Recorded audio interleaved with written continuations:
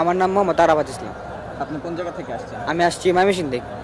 Ticket কি অনলাইনে কাটছিলেন নাকি এখানে এসে কাটছেন? না না, টিকিট অনলাইন থেকে কাটছি। ময়মনসিংহ থেকে কি মানে ঘোরার জন্য আসছে না খেলা দেখার জন্য? না, আমি আসছিলাম আমার ভাইয়ের বাসায় বেড়াইতে, তো ওইখান থেকে আর কি সবাই খেলা দেখতে আসছিলাম। যখন আপনি পেলেন তখন আসলে অনুভূতিটা কি, যখন টিকিট নাম্বার মিললো? অনুভূতিটা তো আসলে বলে বোঝানোর না, এটা আমি আসলে অনেক খুশি। ময়মনসিংহ যাওয়ার সময় কি এটা চালা যাবেন কিনা? হ্যাঁ, ইচ্ছা আছে। আচ্ছা, বাইক চালাতে পারেন? হ্যাঁ, চালাতে পারি।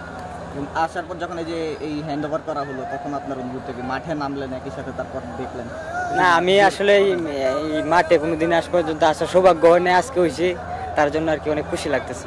টিকিট নাম্বার যখন মিলা ছিল তখন শেষের দিকের সংখ্যা মিলার পর আসলে কেমন লাগলো একটু যদি বলতেন। আমি আসলে এই শেষের নাম্বারটাই আগে মিলাইছি, তারপরেই আর কি যে দেখলাম সবটাই মিলে গেছে, তখন আর কি আমি আসলে অনেক খুশি। কে কে আসছে আপনার সাথে? আমার সাথে আসছিল আমার বাবা, আমার চাচা, আমার ভাই, তারাই। পিছনে 3টা মডেল আছে, কোনটা নিতে চান একটু দেখান।